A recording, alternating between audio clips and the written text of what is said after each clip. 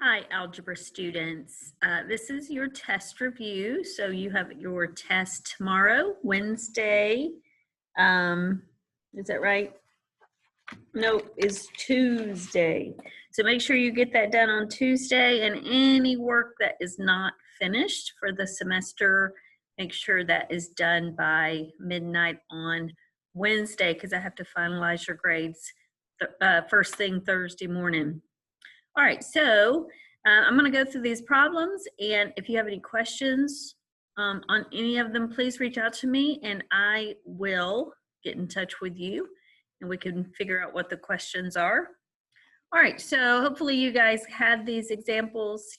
Maybe you've already done them, or you're doing them along with me. It would help you best if you did them by yourself and then check this video to review your answers. So if you haven't done that yet, go ahead and pause the video and see if you can get these done on your own. All right, so here we go. The sum of Jack and Jill's ages is 48. Jill is 20 years older than Jack. Write a pair of linear equations to show the relationship between Jack's age and Jill's age. So first of all, linear equations, that means when we graph them, we see a straight line, and a type of equation that shows us that we're going to have a linear equation is if x and y are both raised to the first power, or in other words, we don't see an exponent. All right, so it tells us that Jack's age, so Jack is x and Jill's y, so the sum of their ages is 48. So Jack's age plus Jill's age is 48. And then it tells us that Jill is 20 years older than Jack. So our second equation is going to be that Jill is equal to Jack's age plus 20. That's how old Jill is. So since this second equation is already solved for y, we can take this expression x plus 20 and substitute it for x. We can substitute x plus 20 for y. So in the first equation, we're going to write x, which is Jack's age, plus y, and y is x plus 20. And finish out that first equation is equal to 48. So first of all, this is our system of equations, right? These two, that makes up our system of equations. And now we're just solving it. All right, so we are solving by substitution. So x plus x is 2x. 2x plus 20 is 48. And then we're going to subtract 20 from both sides. So 2x is equal to 28. And then divide both sides by 2. So x equals half of 28 is 14. So who is 14 years old? Jack. And Jill is 20 years older than Jack. So how old is Jill? So Jill is 34.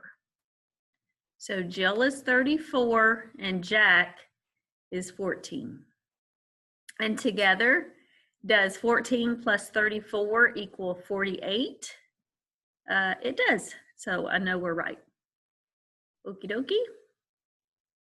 All right, very good. Number 2, it wants us to use both a table and a graph to find the solution of y1 and y2.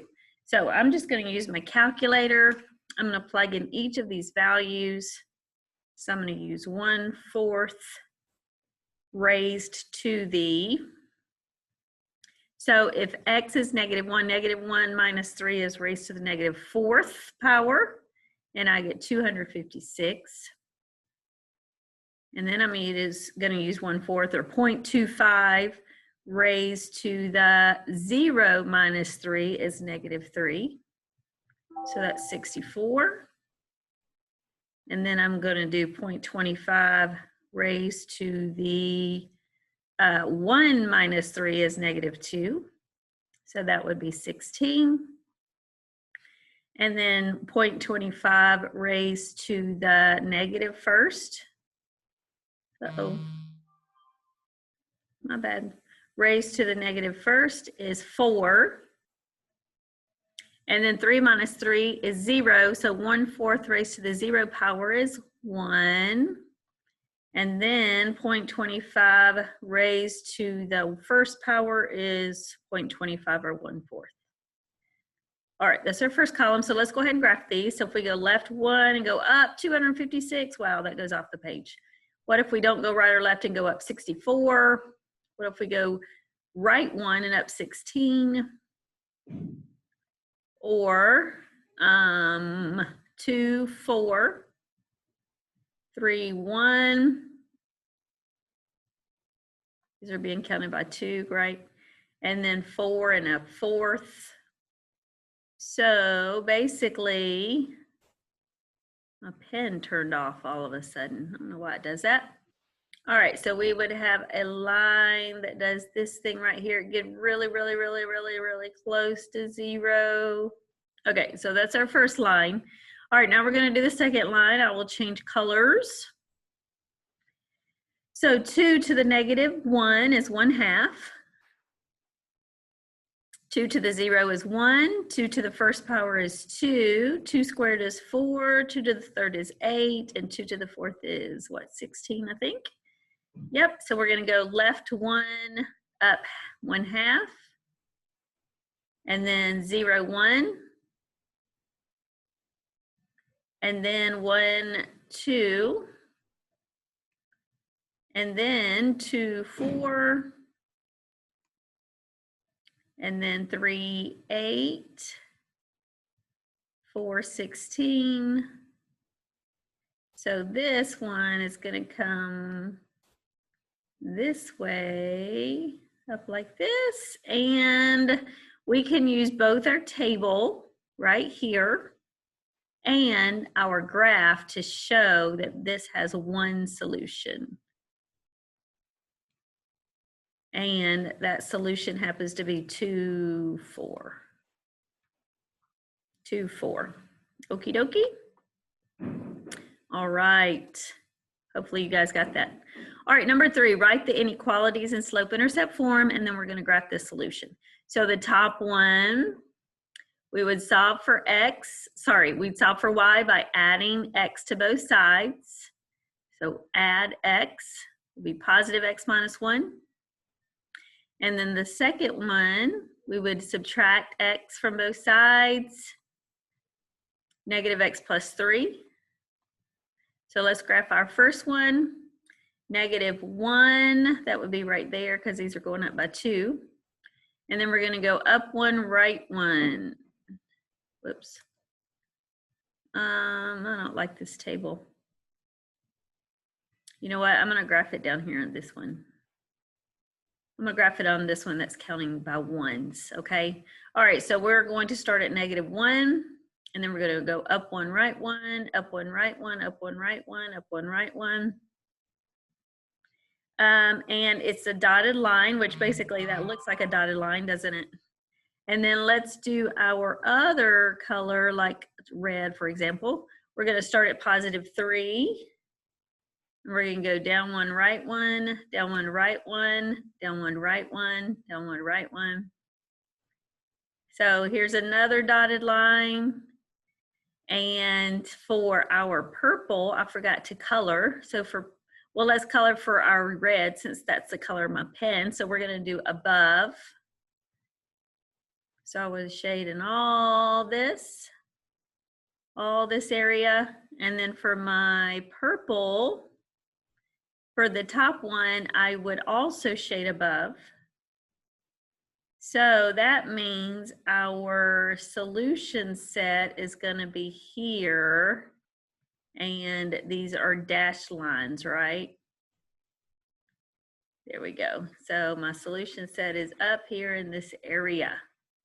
All right, so then it asks if the point 1, 4, so let's use a yellow or something. So point 1, 4, is this in our solution set? It sure is. It's right in the middle of all that purple, right?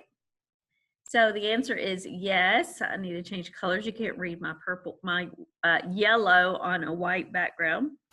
So we would say yes, 1, 4 lies in the area shaded from both lines. Something like that, right? It's in there. And the other way I could tell is if I plugged in 1, 4 over here for X and Y, both of these inequalities would be true, because -1 plus 4, which is 3, 3 is greater than -1. And then 1 plus 4, 5 is also greater than 3. So that makes it true. Those points, 1 and 4, excuse me. All right, I'm going to get rid of my shaded in areas, and we're going to do the next problem. All right, number 4, what is the x coordinate to the system of equations? So first of all, the solution is where they intersect, correct? And it asks for the x coordinate, excuse me, which would be the first number. So this coordinate would be about -2. It'd be about -2.5. It's not exact, but that's about. So make sure on the test, if you're asked for just the x coordinate, make sure you answer the question, or I should say that should be -2.5, shouldn't it? So make sure if it's asking just for one of them, don't type in that whole ordered pair, because it's going to mark it wrong. So make sure you answer the question that's being asked. Okay, so just be careful. Make sure you read your questions carefully. All right, number 5, Tom mixes X gallons of lemon juice with Y gallons of water to make lemonade. 3 times the number of gallons of water he mixed was 6 more than twice the number of gallons of lemon juice he mixed. The total number of gallons of lemon juice and water was 7 gallons. Write and graph a system of equations that shows the number of gallons of lemon juice and water that Tim mixed to make lemonade. All right, so I'm going to pick out the simplest of the, the simplest part of my situation, which it says that he used a total of 7 gallons of lemon juice and water. So I know that the amount of lemon juice plus the amount of water is equal to 7. That's the simplest equation, right? All right, the other one says that 3 times the amount of, I've lost my place. 3 times the amount of water. So 3 times the amount of water. So water is Y. So 3 times the amount of water is, or was 6 more than twice the number of gallons of lemon juice. So lemon juice is X. So it's twice that amount plus 6. So that is the 6 more than twice the amount of lemon juice. So 3 times the amount of water is equal to 6 more than twice the amount of lemon juice. So that's our system of equation. So now we can do a couple of different things. We could simply solve both of these for Y and graph them. We can do that. So actually, let's just do that. Since we have a graph anyway, let's just do that. All right, so I'm going to this first equation, I'm going to subtract X from both sides. So Y is equal to -X plus 7. And then the second one, I'm just going to divide every single term by 3. So Y is equal to 2/3 X plus 2. So I'm graphing this and I'm graphing this. All right, so let's do the bottom one first. So we'll start on our y-intercept, and then we're going to rise 2, run 3. 1, 2, 1, 2, 3. 1, 2, 1, 2, 3. And so there's our linear equation. If I could graph, if I could draw a straight line. 1, 2, 1, 2, 3. There we go. And then let's use red, I suppose. All right, we're going to start up here at +7. And then our rise and run is -1. So we're going to go down 1, right 1, down 1, right 1, down 1, right 1, down 1, right 1. All right, so now Our solution is 3, 4. So our x is 3. So what is our x? Our x is the amount of lemon juice. So 3 gallons of lemon juice. Lemon. And our y is 4. What's our y? Our y is water. 4 gallons of, oh, I put an S there, water. All right, so there's our answer, 3 gallons of lemon juice and 4 gallons of water. So just read those carefully so you can write the right equations. All right, number 6, in a system of equations, what is meant by a solution of one solution? What does that mean? It's the intersection of the lines. The intersection of 2 lines, right? All right, what is, if I get no solutions, what does that mean? That means I have 2 parallel lines. Parallel lines. And infinitely many solutions, what does that mean? That means that I have the same line, right? Basically, I have 2 lines that lie on top of each other.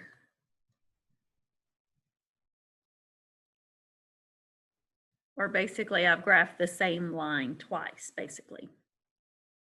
All right, number 7, to solve the system using the elimination method, by what would I multiply the top equation? Well, I could, the top equation, I wouldn't multiply 2 to cancel out a 1, right? But I could cancel out a 3x by multiplying the top equation by what? 3. So the answer is, by what would I multiply the top equation? The answer is 3. So now it tells me to solve it. So I'm going to rewrite the top one down here. So 3 times negative x is negative 3x. Plus 3 times 2 is 6y equals 3 times negative 6 is negative 18. I'm going to bring down the bottom equation the way it's written. So I'm going to eliminate my y, my x's. So 6y plus 1y is 7y is equal to negative 18 plus 8 is negative 10. So y is equal to negative 10 sevenths. And then if I want to solve for x, I'm going to plug in negative 10 sevenths somewhere. So I'll put it in the bottom one. So y is negative 10 sevenths equals 8. So I'm going to do 3x is equal to, I'm going to add 10 sevenths to both sides. So I'd use my handy dandy calculator. So 8 plus 10 sevenths is 66 sevenths. And then I'm going to divide by 3, or in other words, I'm going to multiply by 1/3. So x is equal to 66 sevenths times 1/3. So my answer is 22/7. All right, so that sounds like a crazy answer. So I'm going to just double check it. I'm going to plug it in to one of my equations, x and y. So if x is 22 sevenths, I'm going to multiply 3 times 22/7 plus a negative 10 sevenths. And I'm going to make sure that equals 8. I'm a little suspicious that it does, but it could. All right, so let's say 3 times 22/7 minus 10 sevenths is equal to, what about that? It is 8. So those are crazy answers, but you know what? I checked them and they're right. So there's my there's my solution, my ordered pair, x, y. All right, so if you get a crazy answer like that, just if you'll check it, you might find that it's actually correct. All right, number 8, we're going to solve another system of equations. So I can either substitute by solving maybe the top one for x, or I could eliminate by getting rid of my x's or y's. So let's do that. Let's say I'm going to multiply the top. I want to get rid of 2x, so I can multiply the top by -2. So I'm going to leave the second equation alone. I'm going to bring down the top one. So -2 times x is -2x. -2 times -2 is +4y. And 5 times -2 is -10. Turns out everything gets canceled. My x's are gone, my y's gone, so that's 0 is equal to 0. Is that true? Is 0 equal to 0? That's true, which means I have an infinite number of solutions.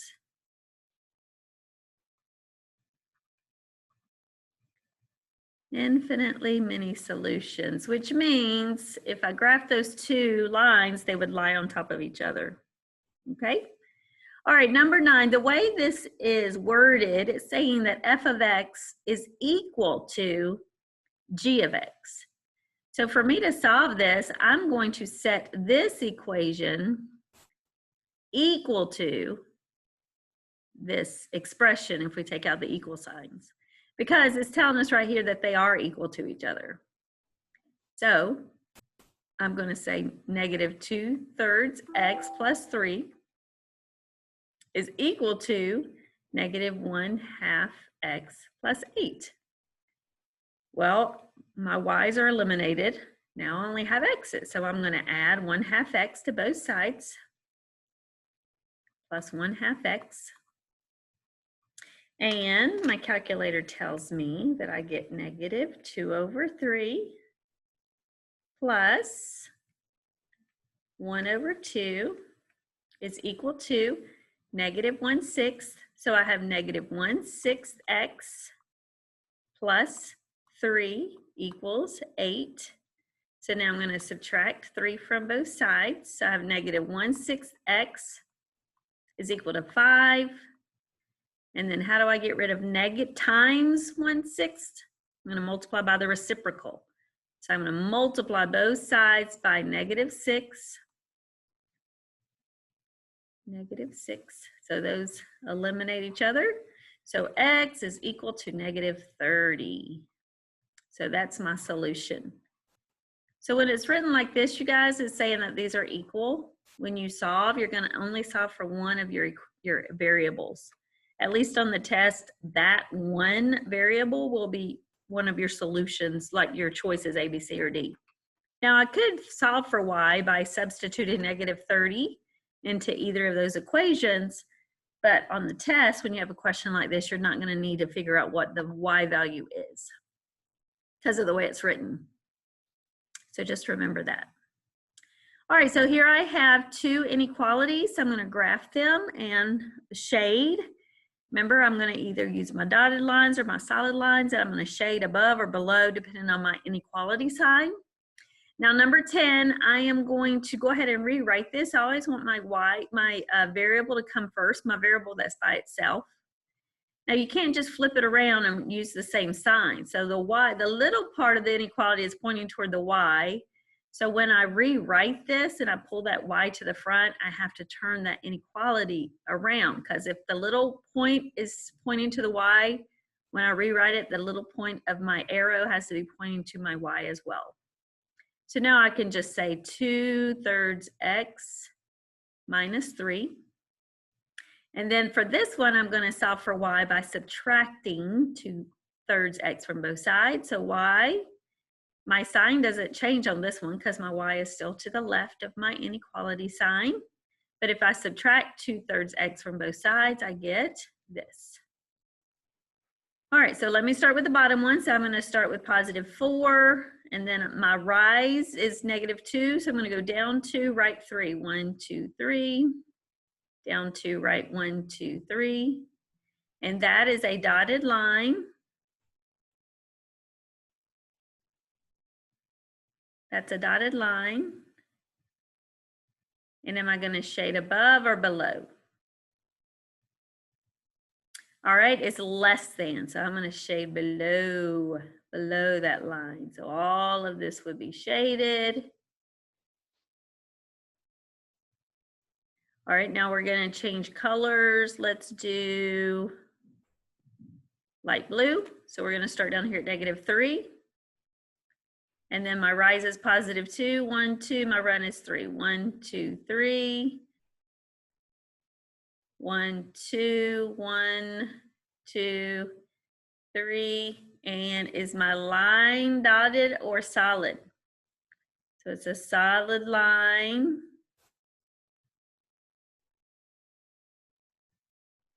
And I would shade below.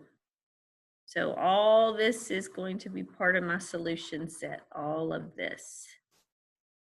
Because I've shaded this section red. This section would all be red and blue, correct? Okay, so this is my solution set all the way to right there. Okay, hopefully you guys got that right. Now, is there any more, or was that the end of it? Nope, that was the end of it. Okay, you guys, so if you all did your study guide well, that was pretty easy for you. You're going to do great on your test tomorrow. Like I said, if you have any questions, make sure you reach out to me. And make sure you finish up those missing assignments if you have any. And everyone have a great week. And if I don't talk to you again, everyone have a great, great, great Merry Christmas and Happy New Year. And I will talk to you guys soon.